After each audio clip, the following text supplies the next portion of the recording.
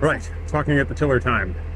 Talking at the tiller time. Rambling at the rear, stories from the stern. Talking at the tiller time works for me. I like that. Talking at the tiller time. Okay, talking at the tiller. We'll just go with that for sure. So we asked our patrons and our YouTube members if they had any subjects or topics that they wanted us to discuss at the tiller while we were cruising. And we had a few responses. And the first one that Michael wanted to answer was from also somebody called Michael. Yeah, so the question was, discuss the question of life, the universe, and everything, given that the answer is 42. And this is right up Michael's street and not up my street at all. Yeah. So this all comes from The Hitchhiker's Guide to the Galaxy. It's called a trilogy in 5 parts. It's a series of 5 books that started as a series of 3 books. For lack of a better word, it's kind of a comedy science fiction. And Douglas Adams, the guy who wrote it, is a funny guy. Was a funny guy. He died several years ago now. I found him because I'd found Terry Pratchett. A lot of people that I knew read Douglas Adams' Hitchhiker's Guide and his other works when I was a kid, like 1980s, 1990s. It was a popular thing, largely among teenagers. I didn't come across it until I was already in my 30s. I started with the first book, continued on, went to the second, went to the third. I liked it. It's not Terry Pratchett funny. It's a different kind of funny. It's very sarcastic and witty. But yeah, the interesting thing about Douglas Adams is I found him more interesting than the book itself. And he's got quite an interesting story to him.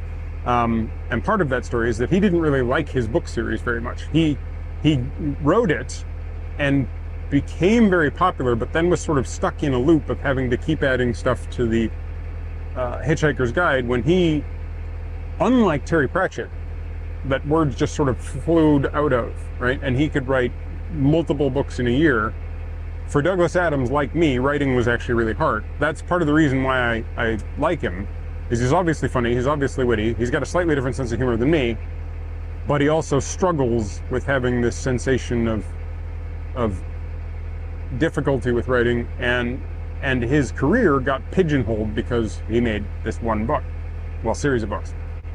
But it became like a cultural touchstone, and the whole joke is there is this computer that gets described at the beginning of the first book that is this massive kind of moon that's turned into a standard computer and given the job by this species that when we meet them are kind of like appearing as intelligent mice, right? And this species creates this computer that they let run for millions and millions of years, and they you know, most of their species has died off. There's only a couple of members left. Their culture has come and gone. Multiple cultures have come and gone. But finally they show up to ask this computer about the answer to the question they've asked it. And what they've asked is, give us the answer to the great question of life, the universe, and everything. And the computer responds with, well, I have calculated the answer, but I don't think you want it. The answer, yes, to the question, yes, of life, the universe, and everything, yes, is, yes, get to it, yes, yes. Yes, Michael, get to it. 42, right? And the computer just says 42. You know, the survivors, they kind of freak out, and they're like, well, how can it be 42? And the computer explains that the problem is that they never actually specified the question.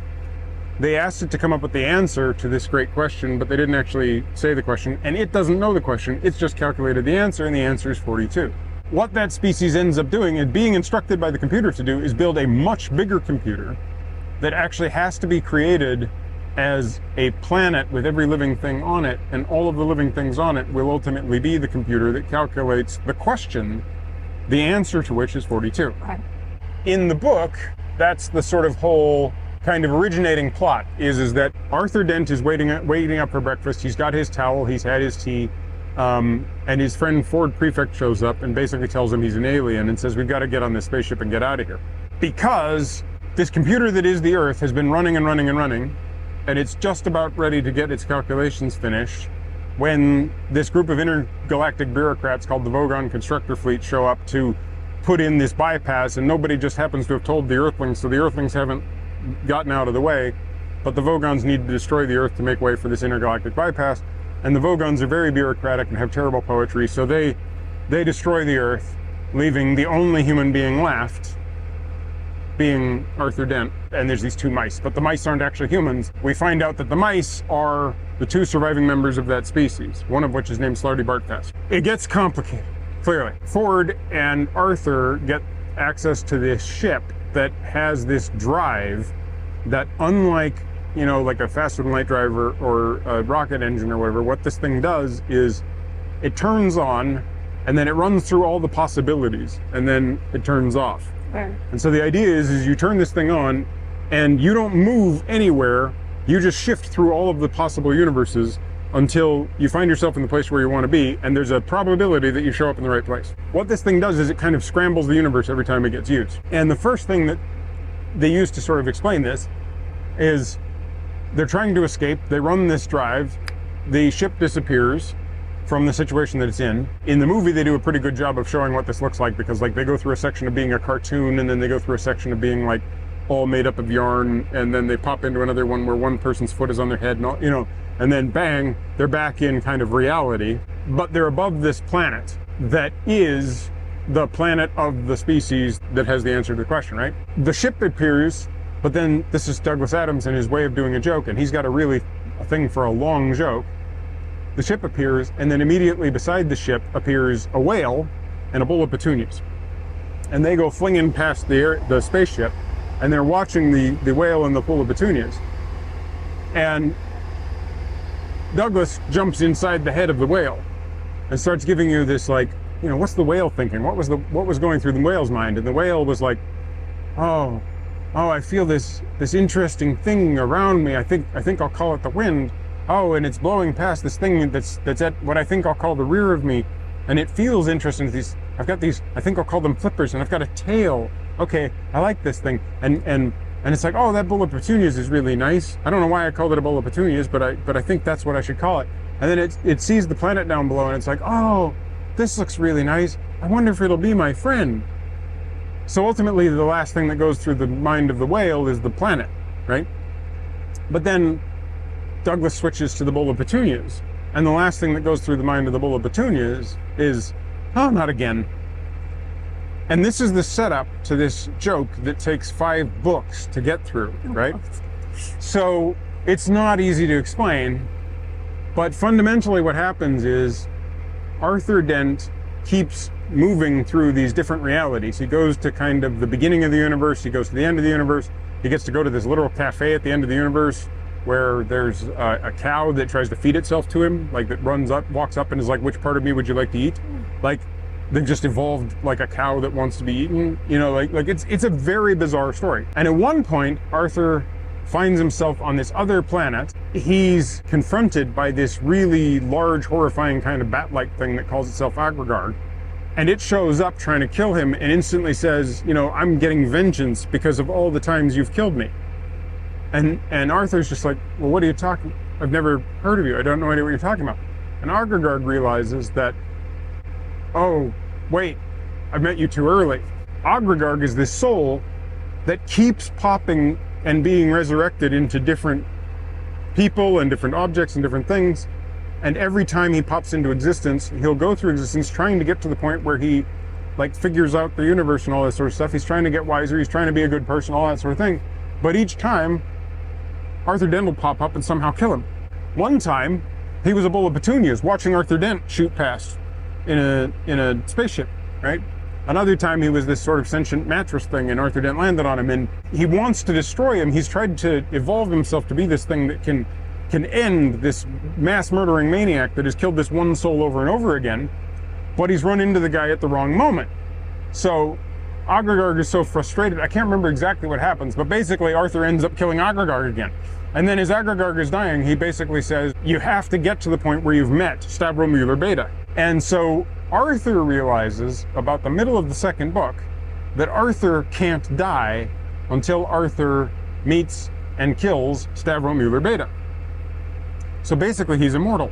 all of this crazy stuff happens, and Arthur travels all over the universe through all these different times. He's out there long enough that Marv, the depressed robot, who's the main character people actually tend to remember about The Hitchhiker's Guide, ultimately ends up rusting to death. If you know Douglas Adams, you realize he wrote the first 3 books, and then he took a big break from the first 3 books because he didn't really like working on The Hitchhiker's Guide. He found writing this thing really quite hard, and it distracted him from his other pieces that he was working on, like a video game and all this other stuff. So it took, like, I think 10 years between the first 3 and the next 2. But there's no answer in the first 3 to what the question is. Yeah. There's no actual answer in the final 2 books what the question is. But there's all these ways in which people sort of assume, oh, it's like a mathematical question. How many roads must a man walk down? Oh, 42. You know, all these sort of things. People think that it might be a song.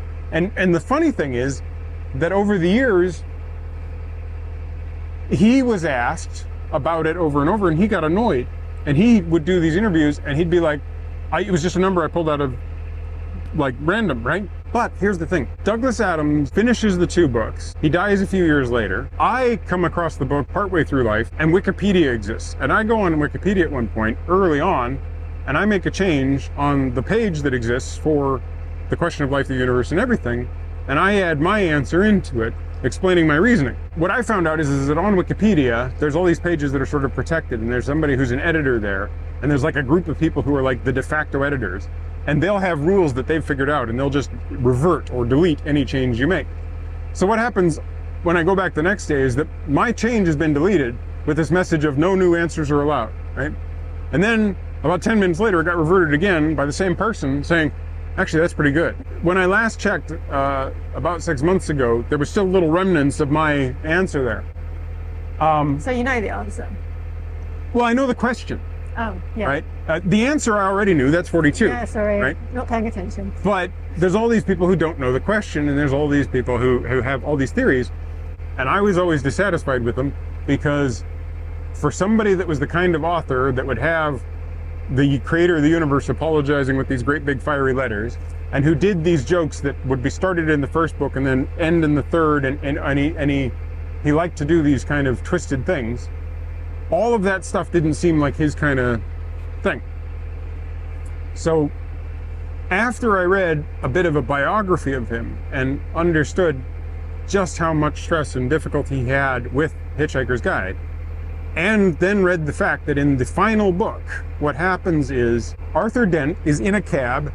He goes up to the club that is Beta, where Stavro Mueller is, after having been told like 4 books ago that he can't die until he meets Stavro Mueller Beta. Yeah. He doesn't see the sign, so he doesn't know he's about to meet and kill Stavro Mueller Beta, right?